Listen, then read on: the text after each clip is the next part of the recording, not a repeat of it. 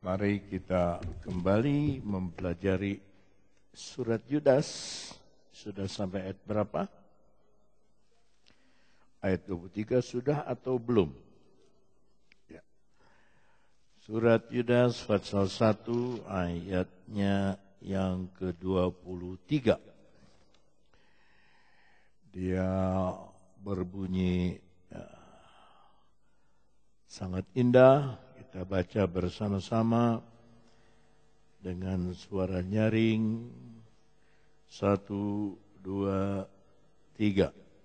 Selamatkanlah mereka dengan jalan merampas mereka dari api, tetapi tunjukkanlah belas kasihan yang disertai ketakutan kepada orang-orang lain juga, dan bencilah pakaian mereka yang dicemarkan oleh keinginan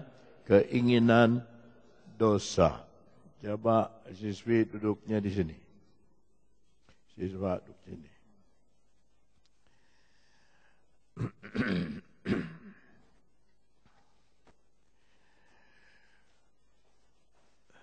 Siswa dan siswi baca sekali lagi ayat ini.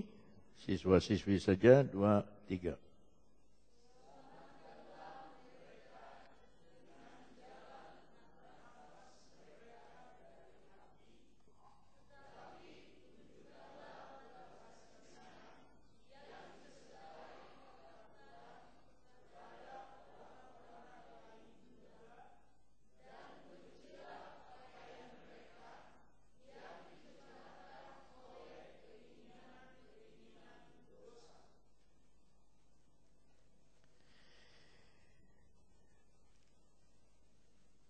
Judul firman Tuhan sore atau pelajaran kita sore ini adalah menyelamatkan dengan kasih. Apa saudara?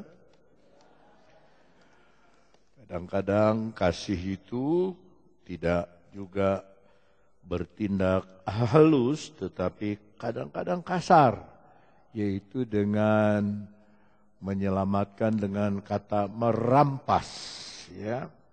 Tetapi kita merampas mereka dari api neraka, dari api kesukaran besar.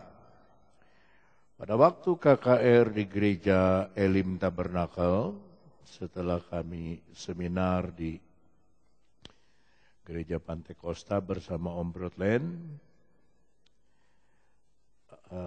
ketika gembala setempat kebaktian terakhir mengundang siapa yang mau ada keperluan maju ke depan, saya sudah turun dari mimbar. Begitu banyak maju, dan salah satu yang maju itu orang berjilbab yang menjadi pelayan dari satu jemaat yang sudah lanjut usia. Dan dia sedang dalam puasa, dalam keadaan puasa, ya. Jadi belum buka karena kebaktiannya pagi. Itu menjadi pembicaraan di gereja Elim Tabernakel sampai sorenya, Minggu sore. Bahwa Tuhan memanggil, ya, dia rasa dipanggil oleh Tuhan. Jumat sore itu anak dari ibunya Angelin itu, ada 2 anak perempuan itu ada di kebaktian, dibawa oleh satu pendeta GPDI. Dia dapat kesulitan menghadap untuk bertemu dengan ibunya. Minta didoakan, minta bantuan doa. Saya doa bagi mereka berdua setelah kebaktian. Dan hari Senin pagi, jadi Jumat didoakan, hari Senin pagi mereka diizinkan bertemu dengan orang tuanya. Dan tadi saya lihat di televisi, keduanya mempunyai istilah merasa puas bisa bertemu dengan ibunya. Ya.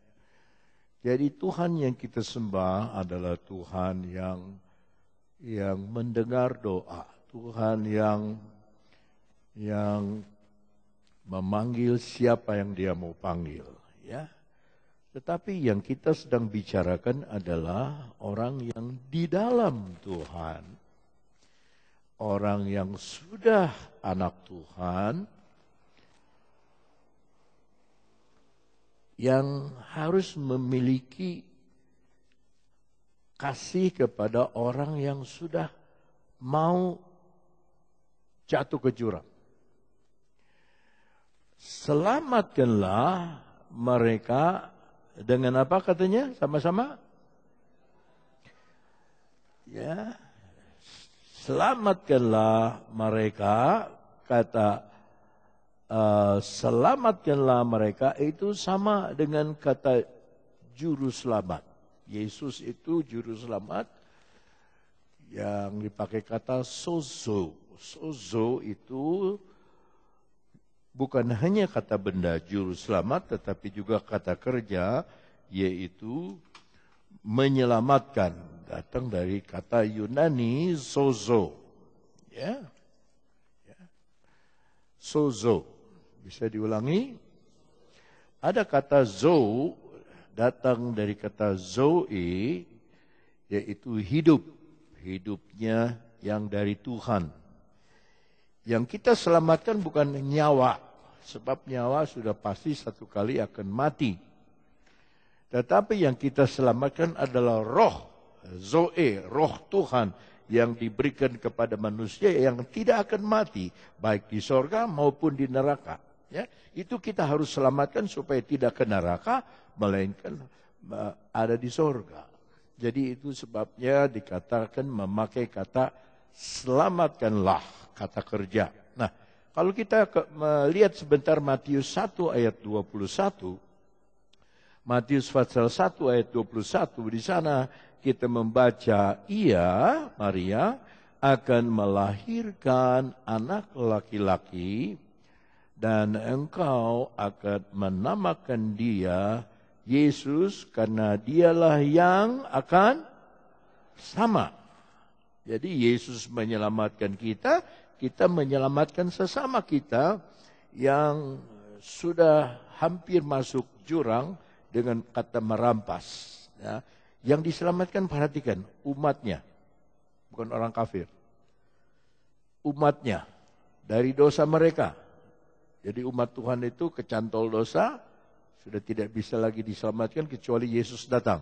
Nah, dari kata zozo, ya berarti kita menyelamatkan hidup yang paling penting dari manusia. Hidup yang paling penting dari manusia. Kembali kepada Yudas 1 ayat 23, menyelamatkan mereka. Coba kita baca bahasa Indonesianya. Menyelamatkan mereka. Yudas 1, Yudas 1, selamatkanlah mereka dengan jalan merampas mereka dari api. Apakah mereka sudah di dalam api? Nampaknya penulis ini Yudas sudah tahu bahwa ini dapur api ini adalah tujuan akhir dari orang berdosa. Ya, tinggal dua pilihan kita. Kita sudah memilih yang benar, pilih Yesus. Jangan sampai kita jatuh lagi ke dalam dosa hanya gara-gara menjual hak kesulungan, hanya gara-gara soal kecil, kita masuk neraka. Ya, kita masuk neraka, tetapi tunjukkanlah belas kasihan yang disertai ketakutan kepada orang lain juga. Ini agak membingungkan kita kalau takut sama orang lain. Tetapi mari kita lihat bahasa Inggrisnya supaya kita mempunyai pengertian yang benar. And others with fear, menyelamatkan yang lain dengan ketakutan. Baru pulling them, jadi kita itu jangan merasa kita lebih hebat dari orang yang kita tolong. Ya, sebab yang kita tolong itu sama dengan keadaan kita dulu. Kita juga harus dihukum. Tetapi dengan penuh rasa takut, dengan ratu hormat, takut kepada Tuhan, takut juga kepada menghormat sesama, kita menarik mereka, pulling them out of the fire. Jadi sebetulnya orang itu sudah di dalam api.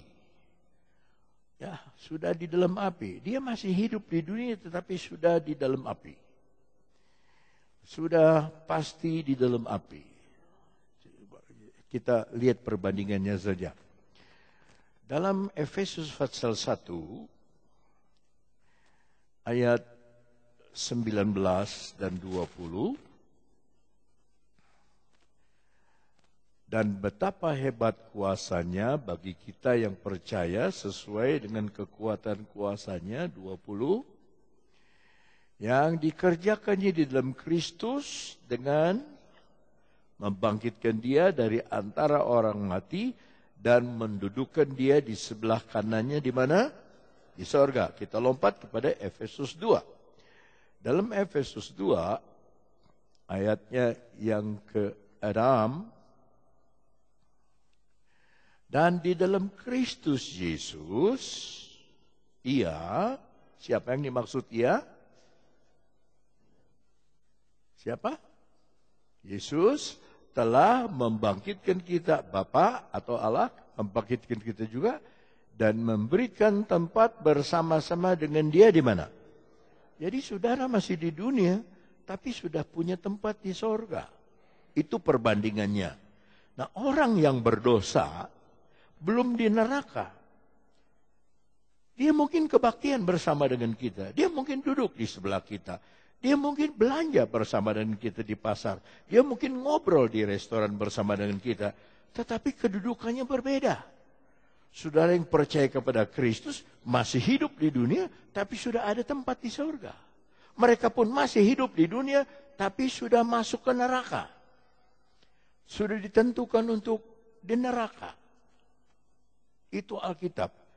Nah, usaha kita merampas warga negara yang ke neraka ini untuk dimasukkan ke dalam kerajaan yang di surga. Kita lihat pelajaran dari Paulus dalam surat Kolose.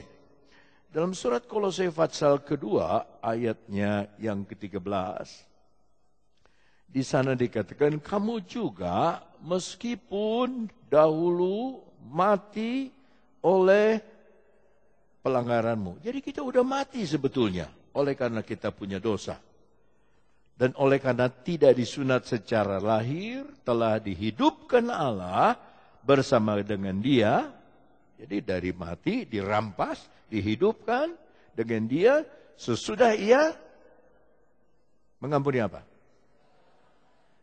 Nah, ini yang saudara seringkali tidak mau mengerti, kekeh nggak mengerti. Dia ampuni segala pelanggaran dosa kita. Kalau Tuhan ampuni, dia tidak akan ingat.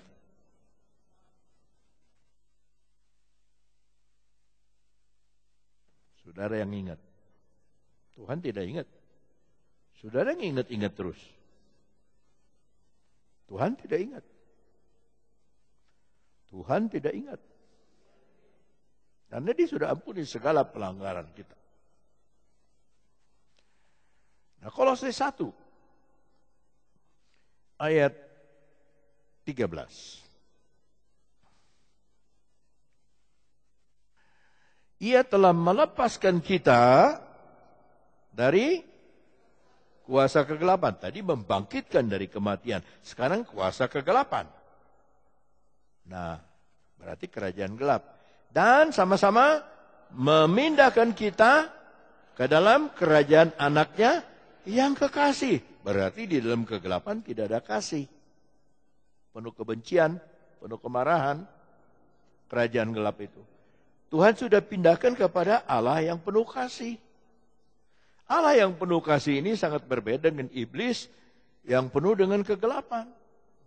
Nah, kalau kita bandingkan dengan Yudas 1 ayat 23, kita mengerti sekarang bahwa itu yang dimaksud oleh Yudas 1.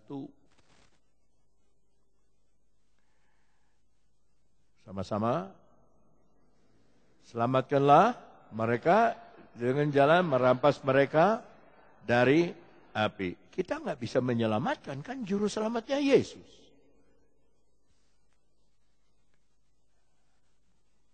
Tetapi kita bisa menarik mereka. Urusan dosa, urusan Tuhan. Yang kita selamatkan keluarga kita. Yang kita selamatkan teman kita. Yang kita selamatkan bahkan orang asing. Kita harus selamatkan. Mari saya akan memberikan gambaran dari perjanjian lama, dari Taurat. Ternyata di dalam Taurat sudah ada Injil. Imamat 19 ayat 30. Saudara catat dan lihatlah ayatnya di depan. Imamat 19 ayat 30. Kamu harus memelihara hari-hari Sabatku. Saya yang baca, saudara tenang saja. Dan menghormati tempat kudusku. Sama-sama. Yang perintah bukan Musa. Yang perintah Tuhan. Saudara datang itu, saudara sedang menikmati Sabatnya Tuhan. Menghormati tempat kudus Tuhan. Kebaktian. 31. Janganlah kamu berpaling kepada arwah. Roh orang mati. Atau kepada roh-roh peramal.